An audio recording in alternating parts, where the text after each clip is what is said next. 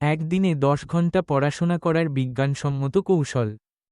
10 ঘন্টা পড়াশোনা শুনেই ভয় লাগছে, তাই না? কিন্তু বিশ্বাস করো, সঠিক উপায় জানলে এটা শুধু সম্ভবই না, বরং দারুণ ফলদায়কও হতে পারে। আজ আমি তোমাদের এমন কিছু কৌশল দেখাবো যা দিয়ে তোমরা 10 ঘন্টা পড়েও ক্লান্ত হবে না। একটানা 10 ঘন্টা পড়া প্রায় অসম্ভব, তাই সময়কে ছোট ছোট ভাগে ভাগ করে নাও। পোমোডোরো টেকনিক ব্যবহার করো, প্রথমে 50 মিনিট পড়ো, তারপর 10 মিনিটের বিশ্রাম। এইভাবে একটানা 5টা সেশন করো। দুপুরে লম্বা একটা বিরতি নাও, বিকেলে আবার 5টা সেশন। এই তো হয়ে গেল 10 ঘন্টা। দিনের কোন সময়টাতে তুমি সবচেয়ে বেশি মনোযোগ দিতে পারো? সকাল নাকি রাত? যে সময়ে মন সবচেয়ে স্থির থাকে তখন কঠিন বিষয়গুলো পড়ো।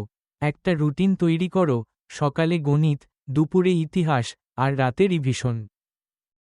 শুধু বইয়ের পাতা উল্টালেই হবে না, পড়া মনে রাখার জন্য কৌশল বদলাতে হবে।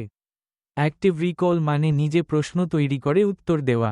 আর স্পেসড রেপিটিশন মানে একটা নির্দিষ্ট সময় পর পর রিভিশন করা, প্রথমে 1 দিন পর, তারপর 3 দিন, তারপর 7 দিন। দেখবে, পড়া অনেকদিন মনে থাকছে। তোমার চারপাশের পরিবেশ তোমার মনোযোগ ধরে রাখতে সাহায্য করে। পড়ার টেবিল সবসময় পরিষ্কার রাখো, ফোন দূরে রাখো, আর পর্যাপ্ত আলো বাতাসের ব্যবস্থা করো। 10 ঘন্টা পড়ার জন্য শরীর আর মনকে সুস্থ রাখাটা খুব জরুরি। প্রতিদিন অন্তত 7 ঘন্টা ঘুমাও, হালকা ব্যায়াম করো, আর পুষ্টিকর খাবার খাও। তা না হলে শরীর ভেঙে পড়বে। এই কৌশলগুলো মেনে চললে দেখবে 10 ঘন্টা পড়াশোনা করাটা কঠিন নয়, বরং মজার হয়ে উঠেছে। কোন টিপসটা তোমার সবচেয়ে বেশি কাজে লেগেছে সেটা কমেন্টে জানাতে ভুলো না। আর এরকম আরও ভিডিও পেতে চ্যানেলটি সাবস্ক্রাইব করো।